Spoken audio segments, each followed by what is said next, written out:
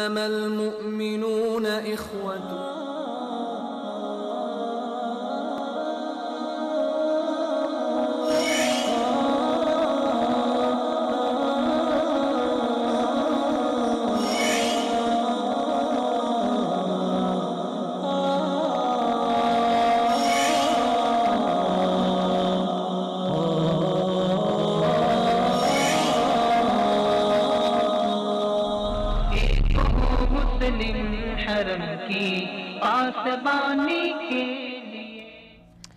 بسم اللہ الرحمن الرحیم. السلام علیکم ناظرین، میں ہوں آپ کا ہوسٹ جہاں سے مناس. پروگرام ایک ہوں مسلم کے ساتھ. آج ہم بات کریں گے اتحاد امت میں محراب و ممبر کا کیا کردار ہے. ہمارے ساتھ اسٹوڈیو میں موجود ہیں جناب محمد ابو بکر صاحب، اور لائیو کال پہ ہمارے ساتھ موجود ہوں گے پروفیسر محمد علی قریشی صاحب، عمیر اقبال چودھری صاحب اور ڈاکٹر اسحاق عالم صاحب. ہم اپنے پروگرام کا آغاز ڈاکٹر اسحاق عالم صاحب سے کریں گے اور ان سے سوالات پوچھیں گے اگر وہ ہمارے ساتھ ہیں. تو ہمارے ساتھ ابھی ابو بکر صاحب آپ اجازت دیتے ہیں پہلے اپنے مہمانوں سے بات کر لیتے ہیں. السلام علیکم ڈاکٹر صاحب. جی وعلیکم السلام ورحمۃ اللہ وبرکاتہ. ڈاکٹر صاحب آپ کے ٹائم کا بہت شکریہ، بہت مہربانی، آپ نے ہمیں وقت دیا. آپ کیا کہتے ہیں کہ آج کے دور میں محراب و ممبر کا کتنا کردار ہے اتحاد امت پیدا کرنے میں؟ بسم اللہ الرحمن الرحیم، نحمدہ و نصلی علی رسول الکریم، اما بعد. معاملہ یہ ہے کہ اس سے پہلے ہمیں اسلام کی روشنی میں تھوڑا سا اس چیز کو دیکھنا ہے. ہمارے ہاں اختلافات کا مزاج ہے یا ہمارے ہاں محبت کا اور اتحاد کا، اتفاق امت کا مزاج ہے؟ ٹھیک ہے. قرآن کریم اس حوالے سے ہماری رہنمائی کرتا ہے، وَاعْتَصِمُوا بِحَبْلِ اللَّهِ جَمِيعًا لَا تَفَرَّقُوا. جی. حبل اللہ سے مراد مفسرین کی تفسیریں آپ اٹھا کر دیکھیں تو وہ یہی فرماتے ہیں کہ اس سے مراد قرآن کریم ہے کہ اللہ سبحانہ و تعالیٰ نے فرمایا کہ تمہارے لیے اتفاق اور اتحاد کے لیے ایک بہترین چیز قرآن کریم ہے، اس سے چمٹ جائیں آپ متفق ہو جائیں گے. جہاں اس سے الگ ہو جائیں گے تو آپ کے بیچ میں اختلافات شروع ہو جائیں گے. نبی کریم صلی اللہ تعالیٰ علیہ وسلم کا اپنا مزاج بھی اس حوالے سے یہی تھا. ہم جب سیرت کی کتابیں دیکھتے ہیں تو آپ نے بھی دیکھا کہ حلف الفضول کا واقعہ ہے، اس میں اتفاق کرایا جا رہا ہے. صلح حدیبیہ کا واقعہ ہے، اس میں صلح ہو رہی ہے، آپس میں ایک اتفاق ہو رہا ہے. پھر آپ مدینہ منورہ سے تشریف لے کر جاتے ہیں تو یہودیوں اور مسلمانوں کے آپس میں میثاق مدینہ کے نام سے اتحاد اور اتفاق کرایا جا رہا ہے. تو یہ سارے واقعات یہ بتاتے ہیں کہ جس پیغمبر کا ہم کلمہ پڑھتے ہیں اور جن کی سنتوں پر میں اور آپ عمل کرتے ہیں ان کا اپنا مزاج بھی اتحاد کا ہی تھا. ٹھیک ہے. تو اتحاد کے لیے اسلام میں ہمارے پاس جو بنیادی جگہ ہے وہ مسجد کا ممبر و محراب ہے، وہ مسجد ہے. اللہ کے رسول صلی اللہ تعالی علیہ وسلم ہجرت کے بعد سب سے پہلے جا کر جو کام کرتے ہیں وہ مسجد قباء کی بنیاد رکھتے ہیں. جب مدینہ منورہ تشریف لے کر جاتے ہیں تو مسجد نبوی کی بنیاد رکھتے ہیں. تو اس کا معنی یہ ہے کہ مسلمانوں کی اجتماعیت کے لیے اور مسلمانوں کے اتحاد کے لیے جو ہمارے پاس پلیٹ فارم ہے، جو ہمارے پاس مرکزی جگہ ہے، وہ مسجد کے علاوہ کوئی اور نہیں. ٹھیک ہے کہ ایک ہی امام کی خطیب لوگ آواز. ہلو جی ڈاکٹر صاحب سے شاید ہمارا رابطہ منقطع ہو گیا. ابو بکر صاحب، اقبال نے کہا تھا کہ یوں تو سید بھی ہے، مرزا بھی ہو، افغان بھی ہو، تم سبھی کچھ ہو، بتاؤ کیا مسلمان بھی ہو. اتحاد امت کا جو آج جو خلفشار جس کا سامنا ہے امت کو، جو تفرقوں میں بٹی ہوئی امت ہے، اس قدر تفریق آ چکی ہے کہ ہم اسلام کے بنیادی ارکان پہ ہمارا اتفاق نہیں رہا. تو اس میں ایک ایسے ماحول میں ایک طرف تو ہم دیکھتے ہیں کہ پاکستان میں یگانگت کا بھی حکومتی سطح پہ بھی درس دیا جا رہا ہے اور مسائل کو حل کرنے کا کوشش کی جا رہی ہے. ہم معیشت کا مشکلات کا شکار ہیں، ہم اس بھنور سے نکلنا چاہتے ہیں. آپ سے باقی سوالات تو ہوتے رہیں گے انشاءاللہ. ہم آگے بڑھنے سے پہلے، کیونکہ آپ کا تعلق معیشت سے بھی ہے، اکاؤنٹس کے ڈپارٹمنٹ سے آپ ریلیٹڈ ہیں، تو یہ جو پاکستان ابھی آپ نے دیکھا محرم الاحرام میں ایک دن کے لیے پورا پاکستان بند ہو جاتا ہے. ہم دیکھتے ہیں کہ پاکستان کی معیشت کو جام کر دیا جاتا ہے، پہیہ جام کر دیا جاتا ہے. یہ کیا آپ اسے کیسے کیا سمجھتے ہیں کہ یہ جتنے بھی کسی بھی مسلک کا کوئی بھی اجتماع ہو، چاہے وہ محرم الحرام کے جلوس ہوں یا ربیع الاول کے جلوس ہوں، انہیں اس طرح نکالنا چاہیے؟ بسم اللہ الرحمن الرحیم. بہت شکریہ جہانزیب بھائی، آپ نے بڑا اچھا ٹاپک جو ہے آج چنا ہے، اور اس کے لیے مجھے آپ نے جو ہے دعوت دی ہے۔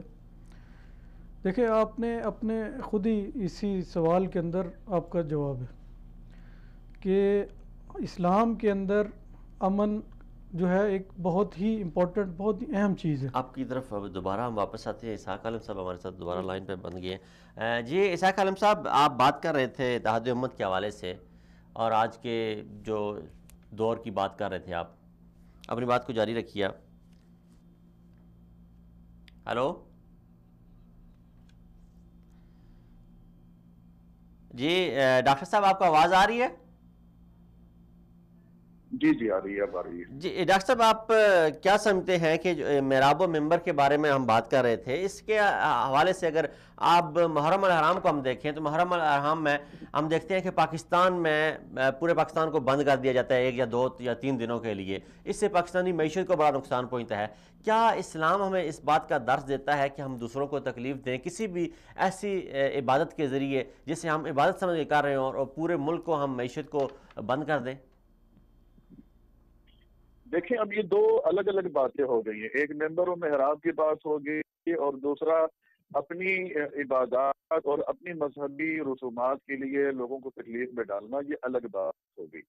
اپنی مذہبی رسومات کے لیے تکلیف میں ڈالنے کی جہاں تک بات ہے، تو ہمارے فقہاء تو لکھتے ہیں کہ آپ اگر نماز پڑھا رہے ہیں، مسجد کے اندر آپ کا کوئی کام ہو رہا ہے، بیان ہو رہا ہے، نماز ادا ہو رہی ہے، تو اس کی آواز سے بھی آپ کے علاقے والوں کو تکلیف نہیں پہنچنی چاہیے۔ اگر اس کی آواز بھی باہر جاتی ہے، لوگوں کے گھروں تک جاتی ہے، تو یہ آواز کا باہر نکلنا جانا یہ مکروہ ہے، اس لیے کہ گھروں میں کوئی بیمار بھی ہو سکتے ہیں، کسی کو تکلیف ہو سکتی ہے، تو اس تکلیف سے بچانے کے لیے یہ عمل درست نہیں سمجھا گیا ہے۔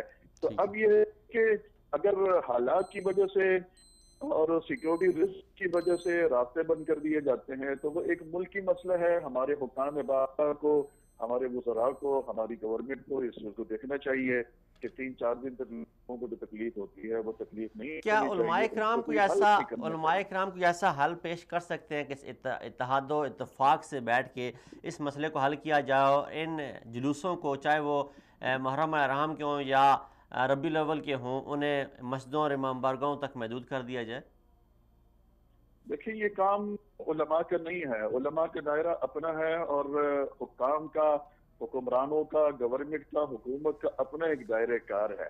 گورنمنٹ کو چاہیے کہ متعلقہ مذہب کو ماننے والے لوگوں سے بات کریں اور ان کو قائل کرنے کی کوشش کریں، اپنی مشکلات اور اپنی پریشانیاں، پبلک کی مشکلات، پبلک کی پریشانیاں ان کے سامنے رکھیں، اور میرے خیال میں ہر مذہب کے ہاں رواج اور طریقہ یہی ہوگا کہ ان کی مذہبی رسومات ان کی عبادت گاہوں کے اندر ہونی چاہیے، باہر نہیں ہونی چاہیے، اس لیے کسی کو تکلیف دینے یہ کسی بھی مسلک میں اور کسی بھی مذہب کے اندر روا نہیں ہے، جہاں تک کہ ہندوازم کے اندر بھی روا نہیں ہے، یہودیت عیسائیت کے اندر بھی روا نہیں ہے، کسی بھی مسلک اور کسی بھی مذہب کے اندر یہ چیزیں درست نہیں سمجھی جاتی ہیں۔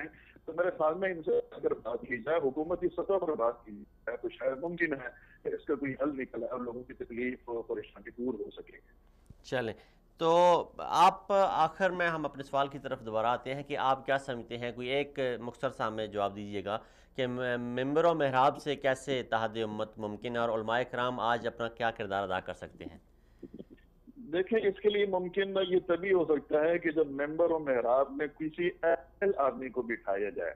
نا اہل آدمی جو اختلافی باتیں کرتا ہو، جو مسلکی باتیں کرتا ہو، تو اتحاد کی جگہ نفرتوں کی باتیں کرتا ہو، ایسے آدمی کو اپنے ممبر و محراب حوالے نہ کریں، اتفاق امت پیدا ہو جائے گا، اتحاد ہو جائے گا۔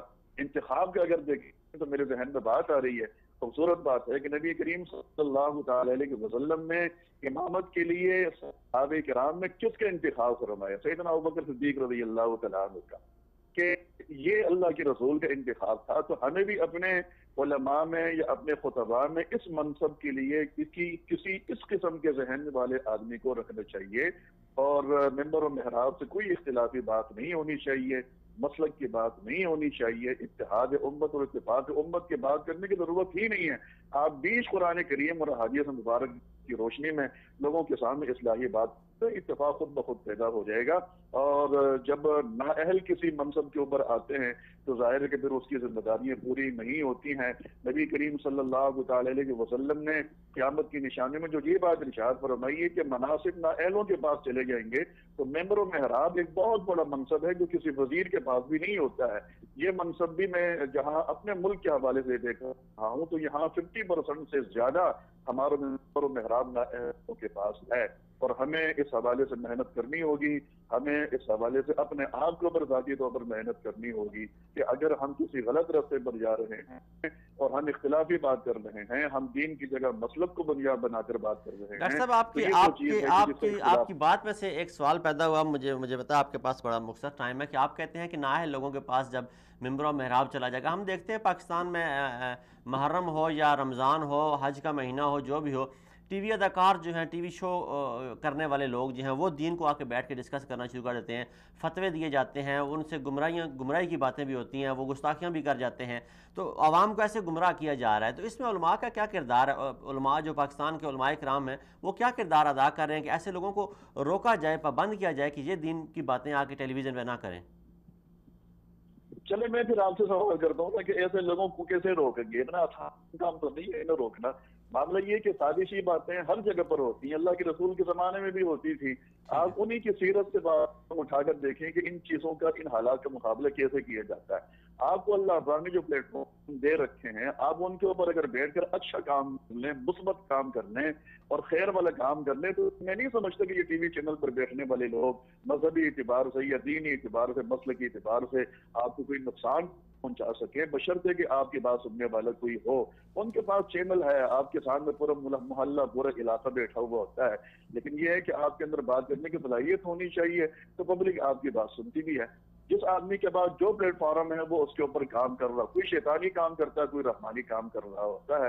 تو ہر شخص اپنی ذمہ داری, اپنے منصب کی ذمہ داریوں کو سمجھتے ہوئے کام کرے. تو میرے خیال میں کسی کے خلاف ہمیں بات کرنے کی ضرورت نہیں ہے, بلکہ ڈاکٹر صاحب آج کے دور میں اس حقیقت سے انکار تو نہیں کیا جا سکتا کہ آپ کہتے ہیں آپ کے سامنے علاقہ ہے, محلہ بیٹھا ہوا ہے, ٹی وی پہ جب آپ بیٹھتے ہیں تو آپ کے سامنے دنیا بیٹھی ہوتی ہے, ملینز آف پیپل آپ کے سامنے ہوتے ہیں. تو اس میں ٹیلی ویژن والے کہتے ہیں ہم علماء کرام کو لے کے آنا چاہتے ہیں اس چینل پہ, اس فورم پہ لے کے آنا چاہتے ہیں, علماء کرام راضی نہیں ہوتے.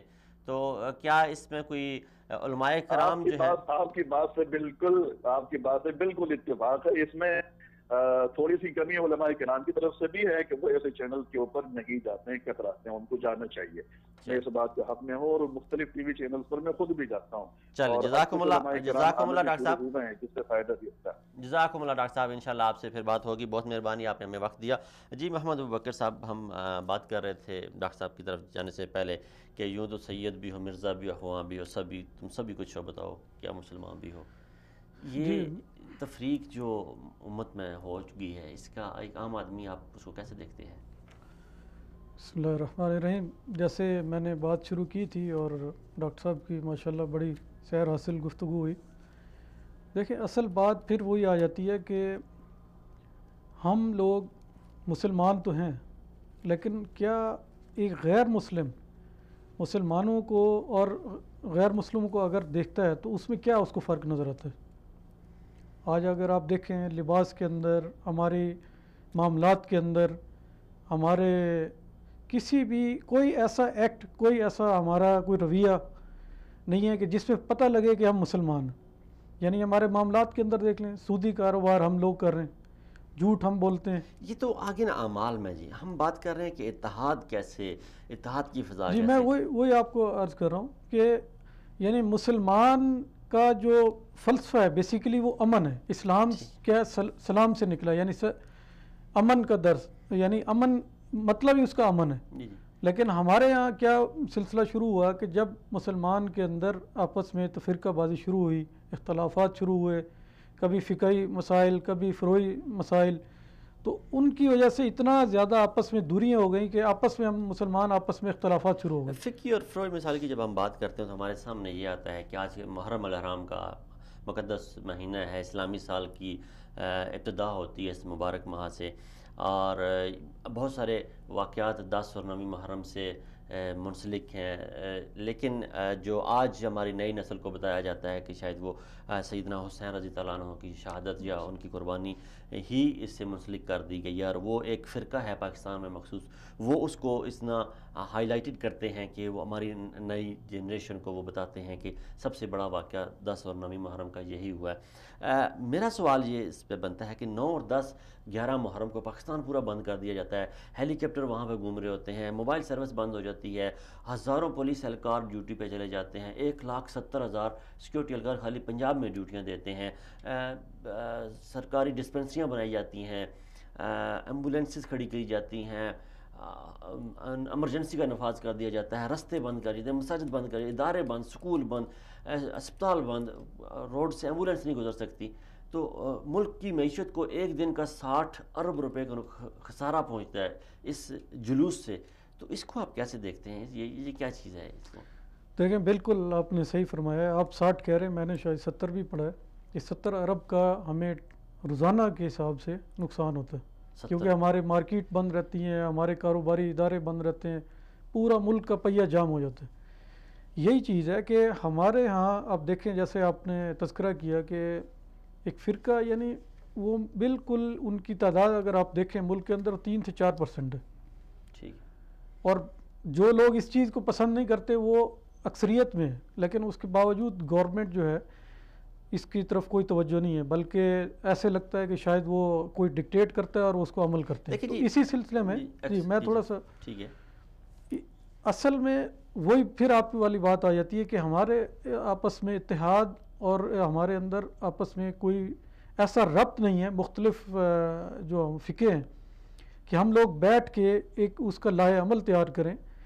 پہلے آپ کو یاد ہوگا کہ کچھ عرصہ پہلے تک صرف ایک فرقہ تھا، وہ محرم کے اندر کرتا تھا، اب کچھ عرصے سے، کچھ 10-15 سالوں سے ایک اور فرقہ ہے جو ربیع الاول کے پورے 10 دن، یہ 3 دن کرتے ہیں، وہ پورے 10 دن، یکم سے لے کر 12 دن، ٹھیک ہے، تو ہو سکتا ہے کل کو کوئی اور فرقہ نکلے کہ وہ پورا مہینہ کر دے۔ تو یعنی ہمیں اصل میں وہی بات ہے کہ ہمیں یہ علماء اکرام کو مل بیٹھ کے اس کو سوچنا ہوگا، اس پہ گورنمنٹ سے بات کرنی ہوگی، جیسے ڈاکٹر صاحب نے بالکل صحیح فرمایا کہ کچھ کام ایسے ہیں کہ علماء اکرام نہیں کر سکتے، گورنمنٹ لیول پہ ہمیں ڈسکشن کرنی پڑے گی، اس کا ہمیں جو علماء حق ہیں ان کو گورنمنٹ کے ساتھ ملنا پڑے گا، اس پہ ایک واقعی ایک سود مند جو ہے وہ ڈسکشن ہوگی کہ کیسے اس چیز کو بند کیا جائے کہ لوگ اپنی اپنی عبادت جو ہے اپنے اپنے فرقوں کے مطابق ایک مخصوص جگہ کے اندر کریں، جیسے کہ پوری دنیا میں ایون اگر آپ اہل تشیع کو دیکھیں تو ایران ایک گڑھ سمجھا جاتا ہے اہل تشیع کا، وہاں پہ بھی ایک مخصوص جگہ کے اندر وہ جا کے جمع ہوتے ہیں اور وہاں جا کے اپنی عبادت جو بھی ان کا طریقہ کار ہے اس کو کرتے ہیں۔ پورا ملک بند نہیں کرتے، پورا ملک بند نہیں ہوتا، پورا نظام، لوگوں کا کوئی بیمار ہے، کوئی اور مسئلے مسائل ہیں، کسی کو ایمرجنسی ہے، کچھ ہے، پاکستان کے اندر دیکھیں لوگ پریشان ہیں، سارا سسٹم بند ہو جاتا ہے، تو ہمیں اس چیز کے اندر گورنمنٹ سے ڈسکشن کرنی پڑے گی اور اس کے مطابق جو ہے اس کو دیکھیں، آپ نے بڑی ایک اچھا سوال اٹھا دیا کہ گورنمنٹ سے ڈسکشن کرنی پڑے گی، گورنمنٹ اگر چاہتی ہے اس مسئلے کو، اگر گورنمنٹ اب حل نہیں کرے گی تو یہ خدا نخواستہ کہیں فتنے کی طرف جا رہا ہے کہ ایک بہت بڑا پاکستان میں ہنگامہ کھڑا ہو جائے، جیسے ہم نے دیکھا 2 سال پہلے راجہ بازار میں ایک واقعہ ہوا راولپنڈی میں، تو ایسا کوئی واقعہ مزید پیش نہ آئے۔ جیسے ہم نے دیکھا کہ جب قادری صاحب کا جنازہ ادا کیا گیا تو اس میں لاکھوں لوگوں نے، شاید کروڑ بھی کہیں تو غلط نہ ہوگا، لوگوں نے شرکت کی۔ ہم کیونکہ اس علاقے کے رہنے والے ہیں، ہمیں پتہ ہے کہ اس علاقے میں جس جگہ تک لوگوں کا ہجوم موجود تھا وہاں کیا کیپیسٹی ہے، کتنے لوگ وہاں تک آ سکتے ہیں۔ ادھر سے ہم بکرا منڈی صدر سے بات کریں تو آگے جب جنرل ہاسپٹل تک لوگوں کا ایک ہجوم تھا، ہم نے دیکھا لوگوں کو جنازہ پڑھتے ہوئے ممتاز قادری کا، تو وہاں پہ حکومت نے کہا کہ یہ ایک تناؤ کی صورتحال پیدا ہو سکتی ہے، ایک تشدد کا رویہ اختیار کیا جا سکتا ہے، ٹیلی ویژن چینل کو پابند کر دیا گیا کہ آپ اس کی کوریج نہیں دیں گے، علماء کرام کو پابند کر دیا کہ آپ اس پہ بات نہیں کریں گے، اینکر آزاد کو پابند کر دیا گیا کہ آپ اس پہ بات نہیں کریں گے، کسی نے بات نہیں کی، کسی کی جرت نہیں ہوئی۔ تو کیا ایسے ممکن نہیں ہے کہ ان احکامات کا، ان مجالس کا، ان عزاداری طریقوں کا، ان ربیع الاول کے جلوسوں کا اس طرح حکومت کوئی آرڈر جاری کرے، تدارک کرے تاکہ ایک فتنے کی ماحول نہ پیدا ہو، ایک فساد کا ماحول نہ پیدا ہو؟ جی بالکل آپ نے صحیح بات کی۔ آپ کو جیسا کہ معلوم ہے کہ ہمارے یہاں ایک ادارہ اسلامی نظریاتی کونسل، جی بیسیکلی بنیادی طور پہ یہ اس ادارے کی ذمہ داری ہے کہ جو اسلامی نظریات ہیں، جو اسلامی جو ہمارے عبادات کا طریقہ کار ہے، جو اسلامک ہمارے ہاں رواج ہیں، اس کے مطابق وہ قانون سازی کر کے گورنمنٹ کو دے کہ جناب یہ اس طریقے سے ہونا چاہیے، اور آپ ان تمام فرقوں کو پابند کریں، چاہے اس میں اہل حدیث ہیں، چاہے اس میں اہل تشیع ہیں، چاہے اس میں اہل سنت ہیں، چاہے دیوبند حضرات ہیں، جو بھی ہیں، ان سب کو پابند کرے کہ اپنے اپنے فرقے کو، اپنے اپنے جو آپ کا طریقہ کار ہے اس کو ایک مخصوص اس میں کرے۔ لیکن آپ کو پتہ ہے انفارچونیٹلی ہمارے ہاں اسلامی نظریاتی کونسل کا کوئی آج تک کوئی ایسا سامنے نہیں آیا کہ جس کا کوئی اتنا اسٹرانگ قسم کا کوئی ایسا ہو کہ وہ اسمبلی کے اندر بل جائے اور وہ ڈسکس ہو اور اس پہ عمل ہو۔ یعنی اسلامی نظریاتی کونسل کا بھی آپ سمجھتے ہیں فالٹ ہے ان میں بھی؟ جی بالکل، دیکھیں نا آپ کے سامنے ہے کہ یہ مسئلہ، یہ جو ہم جس پہ ڈسکس کر رہے ہیں کہ جلوسوں کو سر عام سڑکوں پہ لا کر اور اس طریقے سے پورے ملک کو جام کرنا، اور اس میں کئی لوگ ایمرجنسی کی وجہ سے بیچارے فوت ہو جاتے ہیں، کئی اور مسئلے، کسی کو سفر میں ایمرجنسی میں جانا ہوتا ہے، کسی کو کہیں پہ کوئی اور ایسی ضروریات ہوتی ہیں کہ وہ 3-4 دن تو بالکل کر ہی نہیں سکتے۔ چلے اس پہ ہم دوبارہ بات کرتے ہیں۔ ہمارے ساتھ ہیں جی عمیر اقبال چودھری صاحب ساؤتھ افریقہ سے۔ السلام علیکم عمیر صاحب، بہت مہربانی آپ نے وقت دیا۔ جی وعلیکم السلام ورحمۃ اللہ۔ عمیر صاحب آپ ایک ہم ڈسکس کر رہے ہیں ابھی اسٹوڈیو میں کہ پاکستان کو جیسے محرم الحرام میں بند کر دیا جاتا ہے، آپ ایک آزاد معاشرے میں، جیسے کہا جاتا ہے کہ آزاد معاشرے، آپ ایک آزاد جمہوری معاشرے میں رہتے ہیں، آپ نے وہاں پہ بھی دیکھا ہوگا لوگ تنظیمیں، کچھ گروپس اسٹرائک کرتے ہوں گے، جلوس نکالتے ہوں گے، تو کیا ایسے ہی وہاں پہ مہذب ملکوں میں بھی اپنے سڑکوں کو، اسپتالوں کو، مارکیٹوں کو بند کر دیا جاتا ہے کسی مذہبی رسوم کے لیے، کسی سرکاری یا کسی سیاسی رسم کے لیے؟ ہاں بھائی جان، بات آپ کی بہت اچھی ہے۔ سب سے پہلے تو میں آپ کا اور آپ کے چینل کا مشکور ہوں جنہوں نے اس حساس موضوع پر جو ہے بات کرنے کا موقع فراہم کیا ہے۔ یہ جو محرم الحرام کے اندر 10 ایام کے اندر جو جلوس، جلسے اور ماتم یہ جو ہوتا ہے، یہ اس کی ایک تاریخی حیثیت ہے۔ عام طور پر یہ سمجھا جاتا ہے کہ یہ چیزیں شاید مذہب سے متعلق ہیں، جبکہ ایسا نہیں ہے۔ آپ 14 صدیوں کی اسلامی تاریخ کا مطالعہ کر لیں اور اس میں آپ کو یہ بات واضح نظر آئے گی کہ یہ خاص قسم کا طبقہ جو محرم الحرام کے اندر اس قسم کی جو عبادت کے عنوان پر یہ جو ماتم گری ہوتی ہے، اس کا سیاسی پس منظر ہے، اور یہ خاص قسم کی سیاسی برتری کے لیے یہ کیا جاتا ہے۔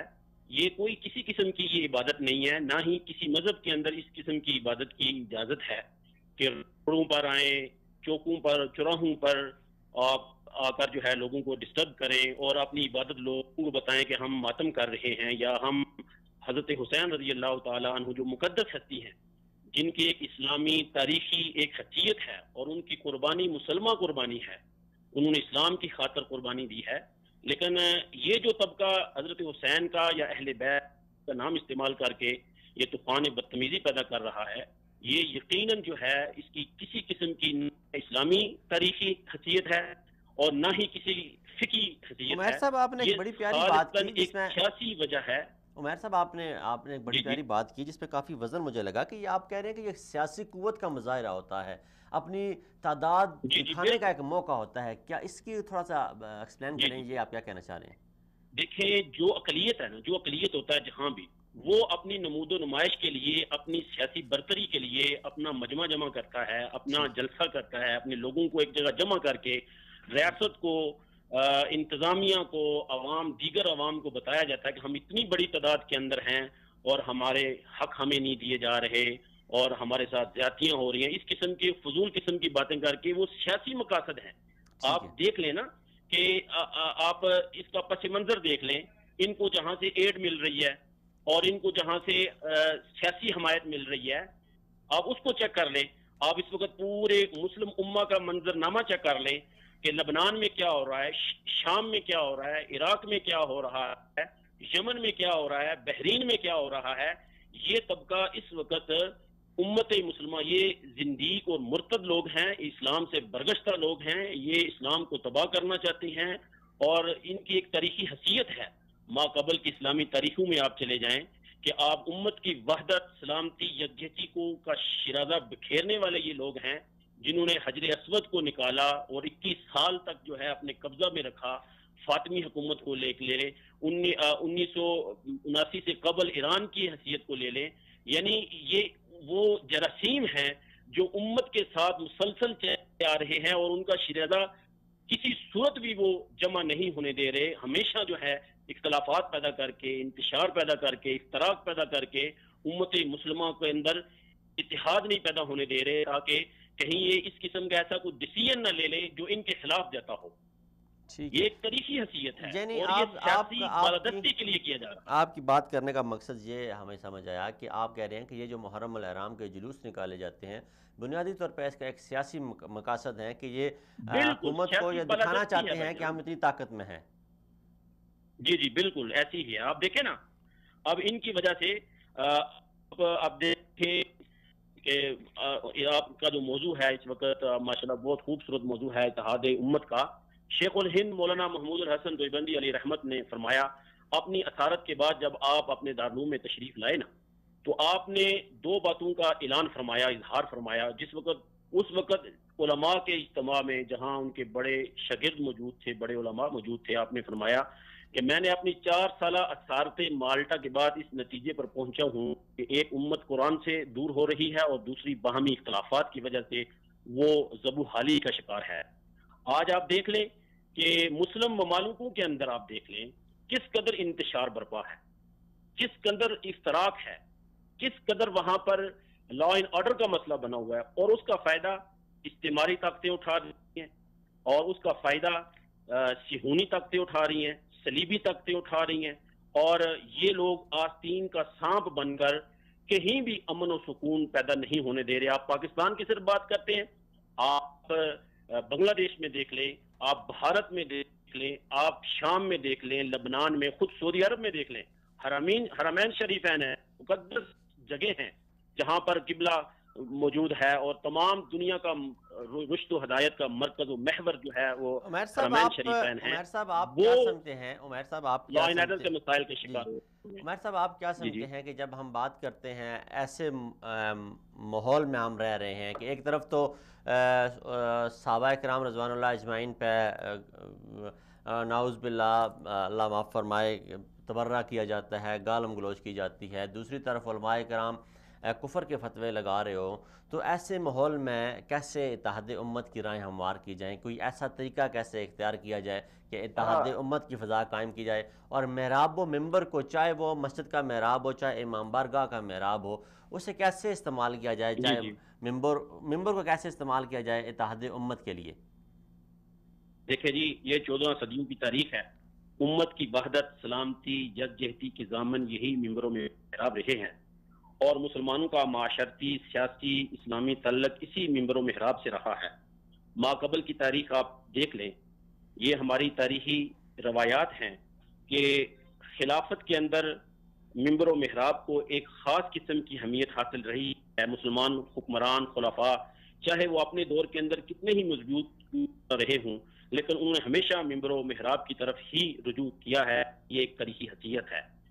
اب بدقسمتی یہ ہے کہ اس وقت ہمارے ممبر و محراب کی جو آواز ہے، اہل علم نے بہت سارے علمی دقیق فقہی مسائل جو ہے وہ ممبر و محراب سے بیان کرنا شروع کیے ہیں، جن کا ایمانیات، اعتقادات سے دور کا بھی تعلق نہیں ہے. اگر ہم عمیر صاحب یہاں انتشار پیدا ہو گیا. عمیر صاحب یہاں اگر آپ تھوڑا سا یاد دلا دوں کہ بھٹو دور میں جب قادیانیوں کو کافر قرار دینے کا مسئلہ پیش آیا، تو اس وقت علماء حق نے کہا تھا کہ ہم ایک ایسی تحریک چلائیں گے کہ حکومت گھٹنے ٹیکنے پہ مجبور ہو جائے گی، اور پھر ساری دنیا نے دیکھا کہ حکومت پارلیمنٹ میں مجبور ہوئی قادیانیوں کو کافر قرار دینے میں. تو کیا ہوا کہ 30-32 سال میں ہم اتنی تفریق میں پڑ گئے کہ ہمارے علماء کے پاس کوئی ایسی طاقت نہیں رہی کہ وہ اپنا کہا منوا سکیں؟ وہ یہی ہے نا، اس وقت ہمارے ممبر و محراب اس قدر کمزور ہو گئے ہیں، مصلحت پسند ہو گئے ہیں کہ ابھی حق بیان کرتے ہوئے بھی وہ خوف و ہراس کی دائرے میں رہتے ہیں، جس بنیاد پر ہم ان زندیق اور مرتد طاقتوں کا مقابلہ نہیں کر پا رہے. آپ دیکھ رہے ہیں نا کہ بھٹو دور کے اندر جب قادیانیوں کو، مرزائیوں کو کافر قرار دیا، اس وقت تمام مسالک، تمام لوگ جو ہے یکجاں تھے، ان کے اندر باہمی اختلافات ختم ہو چکے تھے، اور وہ ایک نقطہ پر جمع تھے کہ یہ جو قادیانی ہیں، مرزئی ہیں، یہ رسول اللہ صلی اللہ علیہ وسلم کے ختم نبوت کے ہر اعتبار سے منکر ہیں، جبکہ یہ جو شیعہ ہیں ان کے ایک 14 صدیوں پر ایک تاریخ مشتمل ہے کہ جب بھی ان کو محسوس ہوتا ہے کہ یہ امت مسلمہ ہمارے خلاف ایک ہو رہی ہے، اس وقت یہ اپنی ریشہ دمانیاں اور اپنی سازشیں، اپنی کاوشیں، اپنی جدوجہد کو تیز کر دیتے ہیں اور مختلف عنوانات سے، مختلف ڈھیلے بہانوں سے یہ ہمارے اندر اختلاف پیدا کرنے میں کامیاب ہو جاتے ہیں۔ معذرت عمیر صاحب، آخری آپ بات مختصر، انتہائی مختصر، کیا آپ کی نظر میں اتحاد امت میں آخری آپ ایک دو لفظوں میں ہمیں بتائیں کہ اتحاد امت آپ کی نظر میں کیسے ممکن ہے محراب و منبر سے؟ دیکھیں جی، اتحاد امت جو ہے وہ اسلام ایک ضابطۂ حیات ہے، اسلام ایک اپنا نظام سیاست اور ریاست رکھتا ہے جس کو خلافت کہا جاتا ہے۔ ہم سب کہتے ہیں کہ اتحاد امت کی بالادستی، امت کی برتری، امت کی کامیابی، امت کی وحدت، یکجہتی، سلامتی اسی میں ہے کہ ہم اسی طریقے سے دنیا کے اندر اپنا کھویا ہوا نظام ریاست جس کو خلافت کہتے ہیں، جو 1922 سے بہت شکریہ سر، آپ کے وقت کا بہت شکریہ۔ یہ تھے ہمارے ساتھ جی جناب عمیر چودھری صاحب ساؤتھ افریقہ سے۔ یہاں پہ ناظرین ہمارا وقت ہوا ہے بریک کا۔ اقبال کہتے ہیں کہ بھروسہ کر نہیں سکتے غلاموں کی بصیرت پر کہ دنیا میں فقط مردان حر کی آنکھ ہے بینا۔ اسٹے ود اس، ملتے ہیں بریک کے بعد۔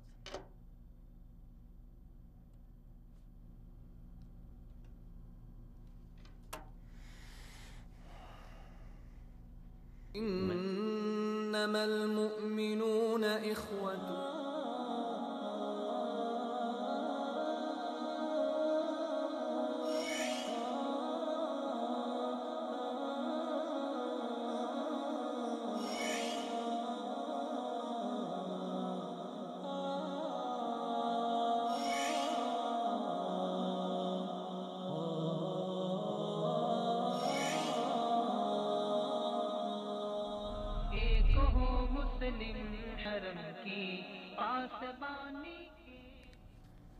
بسم اللہ الرحمن الرحیم۔ Welcome back after the break. ناظرین، ہم بریک پہ جانے سے پہلے بات کر رہے تھے جناب عمیر اقبال چودھری صاحب سے، انہوں نے بڑی اچھی اور سیراسل گفتگو کی۔ ہم بات کر رہے تھے محراب و منبر کو کس طرح اتحاد امت کے لیے استعمال کیا جائے۔ ہمارے ساتھ اسٹوڈیو میں موجود ہیں ابوبکر صاحب، ان کے ساتھ ہماری آج اتنی خاص بات نہیں ہو سکی۔ ابوبکر صاحب، آپ پھر ہم اپنے سوال کی طرف آتے ہیں کہ اخوت کی جہانگیری، محبت کی فراوانی کیسے پیدا کی جا سکے؟ اقبال کہتا ہے کہ جہاں یہی مقصود فطرت ہے، یہی رمز مسلمانی، اخوت کی جہانگیری، محبت کی فراوانی۔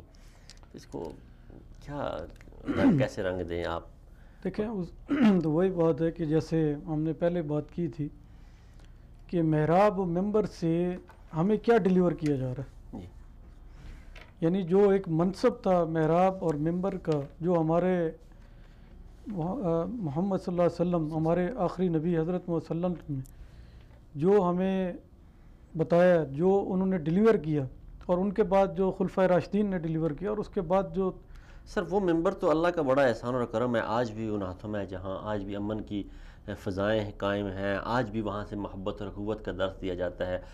گزشتہ جمعے پہ شیخ حذیفی صاحب نے خطبہ دیا، وہ اتحاد امت کے موضوع پہ خطبہ تھا، اور اتحاد امت کی بات کی گئی، شریعت مطہرہ کے مطابق اتحاد و اتفاق کا جو درس دیا جاتا ہے اس پہ بات کی گئی۔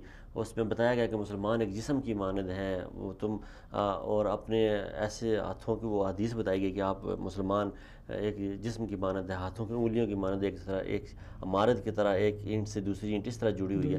تو یہ سارا کچھ اس خطبے میں اسی ممبر سے، گو کہ ممبر کی اس سیڑھی پہ نہیں بیٹھتے امام صاحب، آج اس سے 2 سیڑھیاں نیچے بیٹھتے ہیں، لیکن درس تو آج بھی وہی ہے وہاں سے۔ دیکھیں آپ کی بات بالکل صحیح ہے، آپ مسجد نبوی کی بات کر رہے ہیں، اور ایک اور حدیث ہے جس کا مفہوم ہے کہ علماء انبیاء کے وارث ہیں۔ اصل مسئلہ یہ ہے کہ جو علماء اکرام جن کو یہ کرنا چاہیے تھا، اور جو واقعی عالم ہیں، جو واقعی علماء اکرام صحیح العقیدہ عالم ہیں، آج پاکستان میں بھی، انڈیا میں بھی اور باقی ملکوں میں بھی وہ بالکل یہی درس دے رہے ہیں۔ لیکن مسئلہ وہیں پہ آ جاتا ہے کہ جو علماء اکرام جن کو اس منصب پہ ہونا چاہیے، क्या वही लोग हैं? ऐसी बात नहीं है। आप पाकिस्तान के अंदर देखें, जो शहर की कोई 1 2 या 4 बड़ी मसाजिद होंगी, वहाँ पे तो आपको सही आलिम मुफ्ती और एक तहकीक करके जो बात की जाती है वहाँ पे होती है। उसके अलावा आप बाकी देखें, जिस मतलब ख़ास तौर पे अगर आप दही इलाकों में जाएं, जनूबी पंजाब के अंदर जाएं या अपर पंजाब के भी जो दही इलाके हैं, वहाँ पे जो आलिम, जैसे डॉक्टर इसहाक साहब ने बात की कि ये बिल्कुल। उलमा को हमें इंतखाब करते हुए कोई कमेटी बनानी चाहिए। बिल्कुल इसी हवाले से एक आपको पता है कि जैसे कुरान बोर्ड बना हुआ है, गवर्नमेंट ने एक मदरसा एजुकेशन बोर्ड बनाया था गवर्नमेंट लेवल पे। वफाकुल मदारस नहीं हाँ। एक और है जो अच्छा। गवर्नमेंट लेवल पे बना हुआ है, मदरसा एजुकेशन बोर्ड के नाम से, ठीक है। जिसको पहले मुफ्ती उस्मानी सर नहीं, मुफ्ती जो मुल्तान के थे, जिनको बाद में निकाल दिया गया था किसी इख्तलाफी उस पर, ठीक है। वो उनको परवेज़ इलाही गवर्नमेंट ने उनको एक उसका सदर भी बनाया था। तो बात यह है कि गवर्नमेंट लेवल पे गवर्नमेंट ने अपनी तरफ से कोशिश की, लेकिन असल बात यह है कि गवर्नमेंट के अंदर भी बात ताकतें ऐसी होती हैं कि जो नहीं चाहते कि एक सही अकीदा उलमाए किराम आए। उसके लिए यह है कि जैसे मैंने आपको बताया कि इस्लामी नज़रियाती कौंसल क्योंकि एक आइनी इदारा है, उस आइनी इदारे को इतना स्ट्रॉन्ग कर दें, उसमें तमाम जितने भी फ़िक़े हैं उनकी उसमें रिप्रेजेंटेशन भी है, उनकी मौजूदगी वहाँ पे है, वहाँ पे उसको इतना मजबूत किया जाए कि वहाँ पे इस तरह के मसले मसाइल जिसमें ये हो कि एक मेंबर पे बैठने वाला शख्स उसकी क्वालिफिकेशन क्या होगी। सर इस्लामी नज़रियाती कौंसिल की जब हम बात करते हैं तो अब क्योंकि हम थोड़े से अपने मौजूद से हट जाएंगे, फिर जहन में आता है अभी हमारे साथ मौलाना अली कुरैशी साहब हैं, उनसे बात कर लेते हैं। अस्सलाम वालेकुम हजरत, क्या हाल है?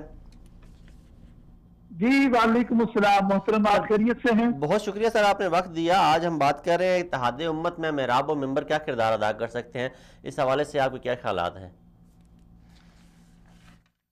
बहुत शुक्रिया कि आपने हमें मदीना मुनव्वरा से याद फरमाया। इसमें तो कोई शक नहीं, इकबाल मरहूम का शेर है, वो सजदे रूह जमीन जिसे कांप जाती थी उसको तरसते हैं आज मिंबर और मेहराब। गर साहिब हंगामा न हो मिंबर और मेहराब, दीन बंदे मोमिन के लिए मौत है या ख्वाब। मिंबर और मेहराब से बड़ा ही किरदार अदा किया जा सकता है इस मुआशरे में और सोसाइटी में। ठीक है। और नबी अकरम सल्लल्लाहु अलैहि वसल्लम ने अस खुद भी मिंबर को इस्तेमाल फरमाया है और मेहराब को।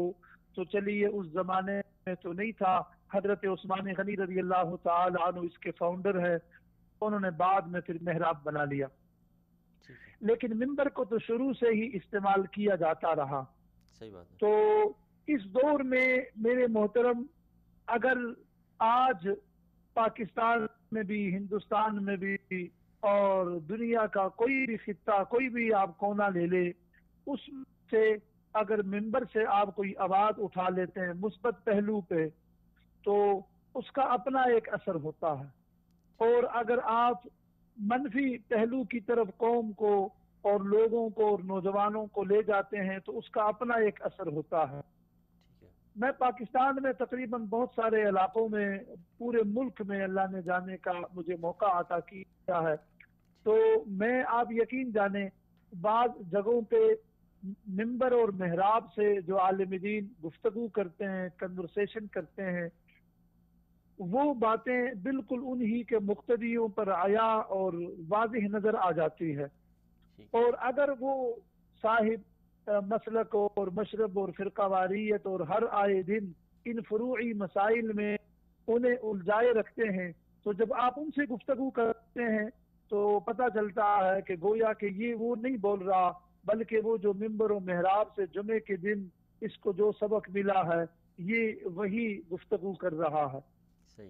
तो इस दौर में मिंबर और मेहराब से इत्तेफाक और इत्तेहाद की तो इसलिए भी ज़रूरत है हमारे मुल्क पाकिस्तान में भी और हर जगह भी, कि अब तो मुसलमान किसी और निज़ाम का मुतहम्मिल भी नहीं है और ना हम बर्दाश्त कर सकते हैं। सिर्फ इसके कि अब मिलकर रहें तो यही फ़ायदा है। वो कहते हैं एक हो जाएं तो बन सकते हैं खुर्शीद मुबीन, वरना इन बिखरे हुए तारों से क्या काम बने। वाह जी, बेशक। مولانا صاحب آپ نے بڑی اچھی بات کی کہ ایک ہو جائیں تو بن سکتے ہیں خورشید، لیکن آج جب آپ دیکھتے ہیں کہ ہم فروعی اور فقہی مسائل میں اتنے آگے نکل چکے ہیں کہ ہمارا اتفاق جو ہے دین کے بنیادی ارکان پہ تک نہیں رہا، کلمہ ایک نہیں رہا، لیکن ہم سارے مسلمان کہلواتے ہیں، راہ و رسم ایک جیسے نہیں رہے، موت فوت ایک جیسی نہیں رہی، اور شادی بیاہ کے مسائل ایک جیسے نہیں رہے، کہلواتے ہم مسلمان ہیں۔ ایسے دور میں اتحاد کیسے ممکن ہے؟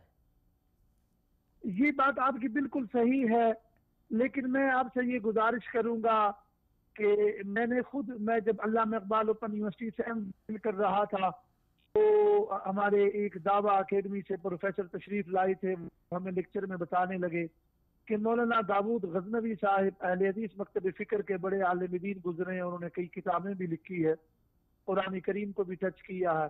وہ مولانا احمد علی لاہوری رحمۃ اللہ علیہ دیوبند مکتب فکر کے بڑے عالم گزرے ہیں، اور ان کی تفسیر بھی ہے اور کتابیں بھی ہے لاہور شیراوالا گیٹ میں۔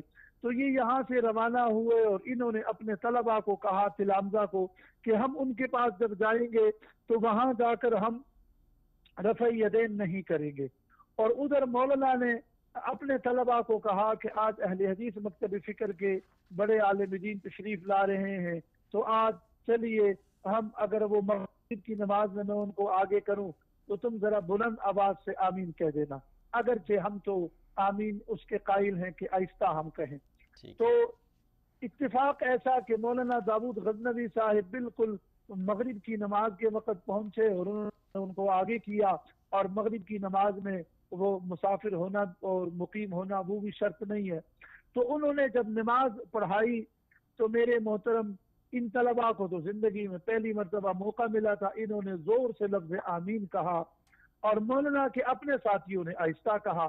تو بعد میں مولانا احمد علی لاہوری سے مولانا داود غزنوی صاحب نے فرمایا کہ یہ آپ نے کیا کیا؟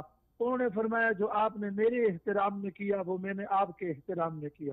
تو میرے محترم اس دور میں اگر اس طریقے سے ہم ایک دوسرے کا احترام کریں گے تو پھر تو یہ سسٹم چل سکتا ہے، اور اگر ایک دوسرے کا ہم احترام نہ کریں تو پھر یہ سسٹم جو ہے جیسے چل رہا ہے یہ آگ مزید پھیلے گی، رکے گی نہیں۔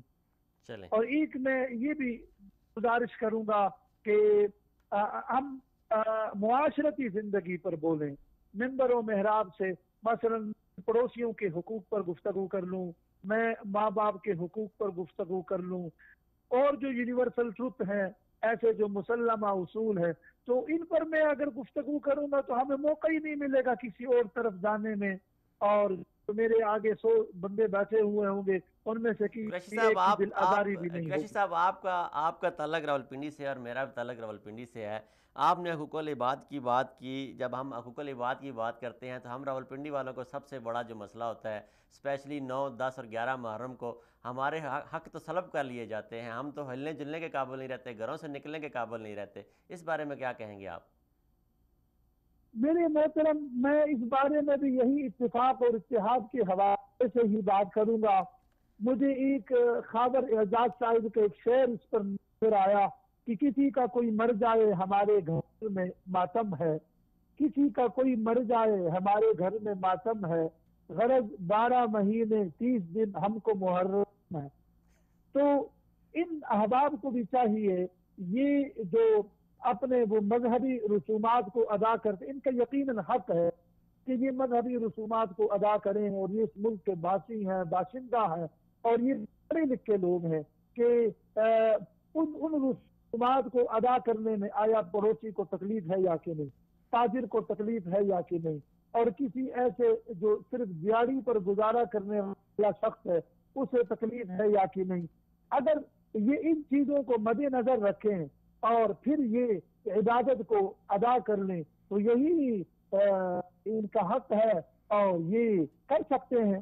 لیکن یہ بقیہ لوگوں کا غم ہے وہ ضرور اپنے دل میں ڈالیں، وہ ہم اہل دل نے معیار محبت بھی بدل ڈالے، جو غم ہر فرد کا غم ہے اسی کو غم سمجھتے ہیں، یہ ہمارا غم بھی سمجھے کہ ایک میری والدہ ہے وہ بیمار ہے، وہ ضعیفہ ہے، मैंने उसको हॉस्पिटल लेकर जाना है, आगे आपने रास्ता बंद कर लिया। मुझे ये बताइएगा कि वो जो वालदा करब अलम में और फिर उसके साथ जो लवाहिकीन, तो इनको चाहिए कि इस गम को भी ज़रा समझ लें। चलें, बहुत मेहरबानी मोहम्मद अली कुरैशी साहब, बहुत मेहरबानी, बहुत शुक्रिया, आपने हमें वक्त दिया। इन्होंने बड़ी अच्छी बात की, उन उलमाए कराम का जिक्र किया कि वो अहले हदीस मौलाना साहब जो हैं वो मस्जिद में जमात कराने गए। तो इसी हवाले से इस खुतबा जुम्मा में मस्जिद नबी में हुज़ैफा साहब ने एक बताया कि हज़रत अबू ज़र रज़ी अल्लाह अन्हु हज़रत उस्मान रज़ी अल्लाह अन्हु की हज के दौरान मिना में 4 रकातें नमाज़ पढ़ने पर एतराज़ किया और फिर उठ के उनके साथ 4 रकातें अदा भी की।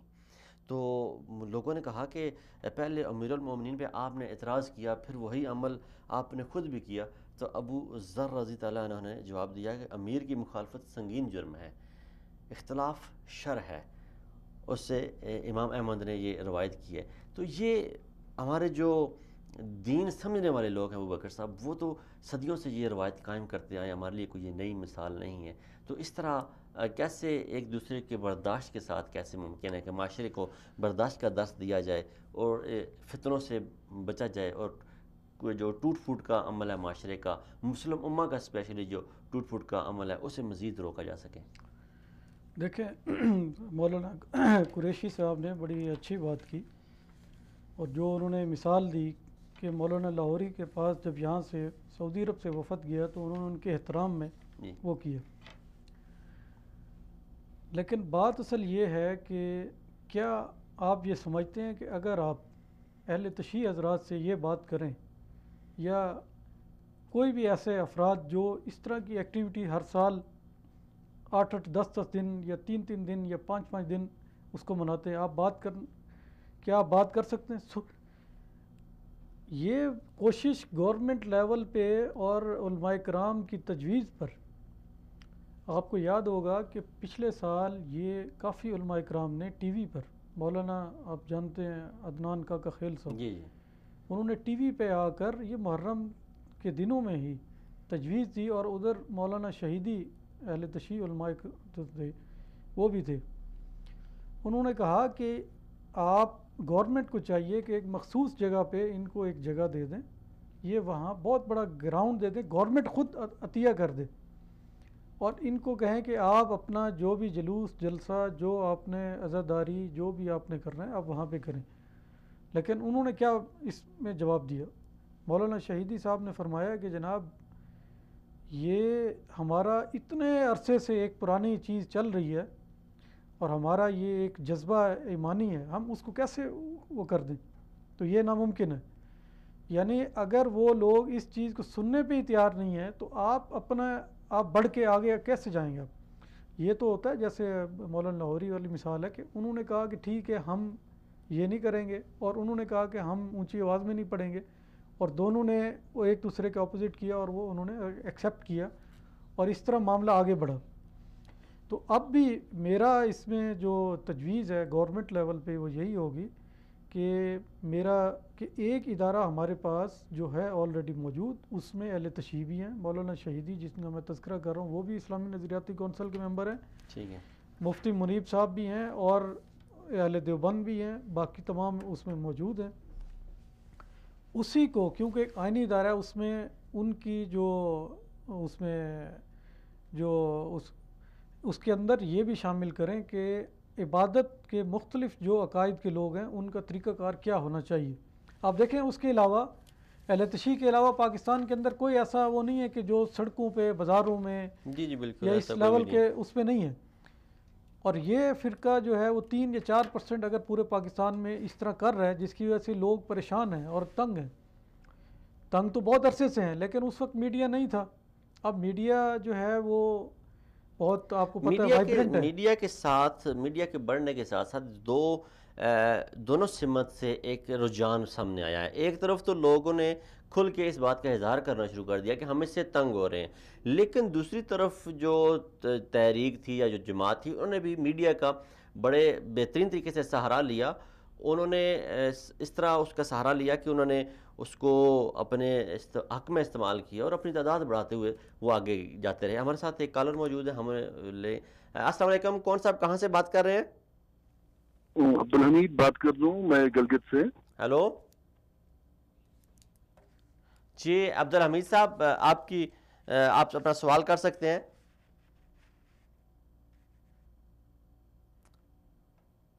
عبدالحمید صاحب کی آواز ہم تک نہیں پہنچ رہی. جی آپ.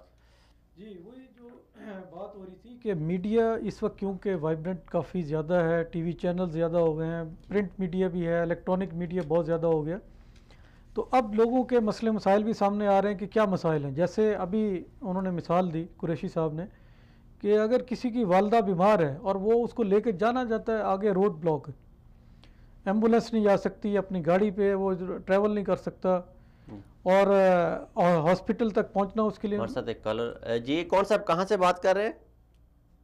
السلام علیکم، واقعی سے عبدالحمید بات کر رہا ہوں. جی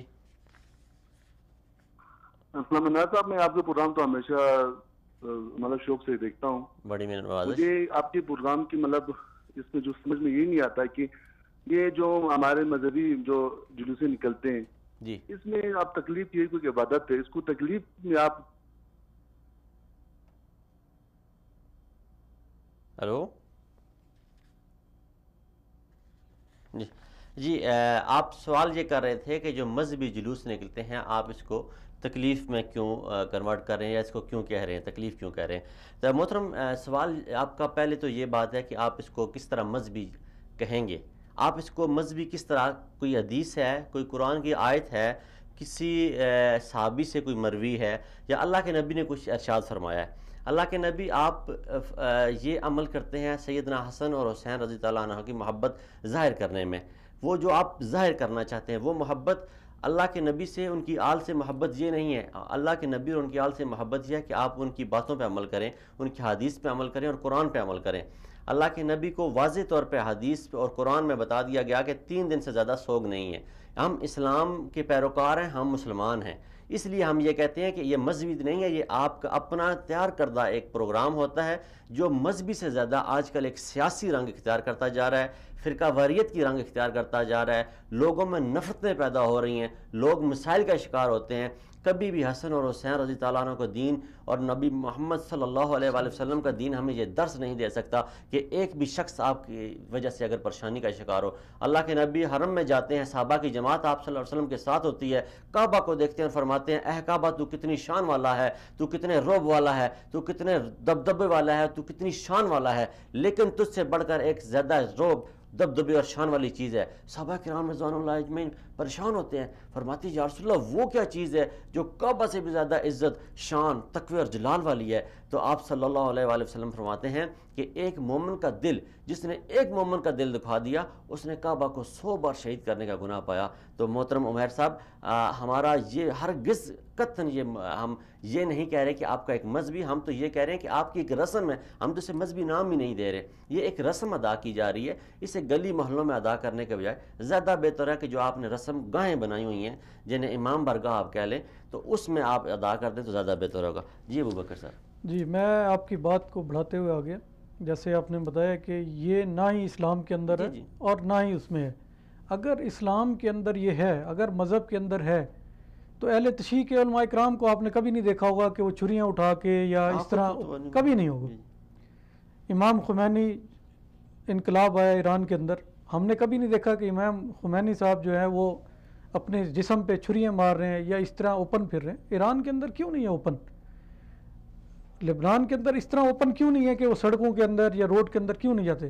ایران تو پورا ایک اہل تشیع کا ایک ملک ہے. تو اگر تو یہ اسلام کے اندر ہے کہ آپ روڈ کے اوپر نکل کے اور محلوں کے اندر نکل کے اور روڈ بلاک کر کے ساری مشینری کو اپنے ساتھ شامل کر کے اگر کریں تو ٹھیک ہے. پھر اگر وہ نہیں کر رہے اور وہ مذہب کے اندر نہیں ہے تو پھر آپ اس کو مذہبی رنگ کیسے دے رہے ہیں؟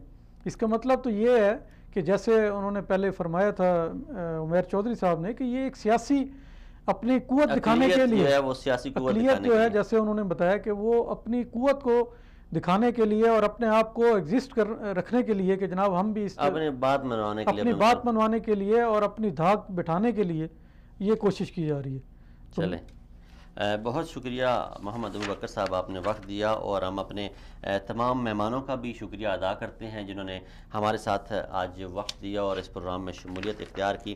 اللہ کے نبی نے مسلمانوں کو اتحاد اور یگانگت کا درس دیا.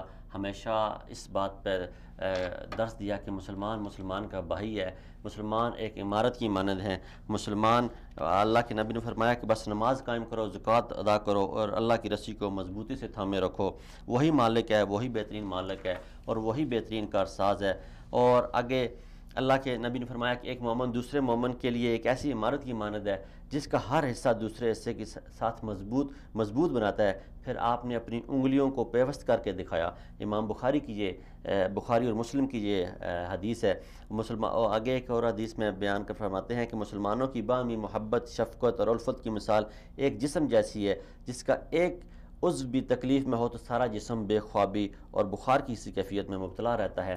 اس لیے ہم اپنے فورم سے، ہم اپنے پروگرام سے، ہم اپنے اس پلیٹ فارم سے یہی کہتے ہیں کہ مسلمان مسلمان کا بھائی ہے، آپس میں اتحاد، اخوت اور محبت کی فضا قائم کرنی ہوگی۔ اتحاد اور اخوت اور محبت کی فضا قائم کریں گے، ہم ایک بنیں گے، ہمارے اوپر سے جو دہشت گردی کا لیبل لگا ہے وہ ہٹے گا، ہماری طاقت دنیا کے سامنے آ جاؤں ہوگی، ہمارے ساتھ کوئی ٹکر لینے سے پہلے 100 بار سوچے گا۔ نہیں، اگر ہم اسی طرح فرقوں میں بٹے رہے، ہم اسی طرح تفریق میں رہے، ہم اسی طرح الگ الگ جتھڑوں میں جتھے رہے، ہم اسی طرح الگ الگ جسم اپنا کٹتے رہے اور کٹواتے رہے، تو وہ وقت دور نہیں جب ہماری تعداد معدوم ہو جائے گی اور ہم دنیا کی سب سے زیادہ بڑی تعداد ہونے والی، سب سے زیادہ وسائل رکھنے والے لوگ ہونے کے باوجود بھی ہم پستی اور اس گھاٹے کی دنیا میں نیچے سے نیچے جاتے جائیں گے۔ یہی ہمارا آج کا موضوع تھا۔ انشاءاللہ اگلے پروگرام میں پھر حاضر ہوں گے۔ آج ہمارا موضوع تھا ممبر و محراب۔ تو مولانا قریشی صاحب نے بھی شعر پڑھا تھا کہ گر صاحب ہنگامہ نہ ہو ممبر و محراب، دین بندہ ہے مومن کے لیے موت ہے یا خواب۔ اگلے پروگرام تک کے لیے اجازت دیجیے۔ السلام علیکم۔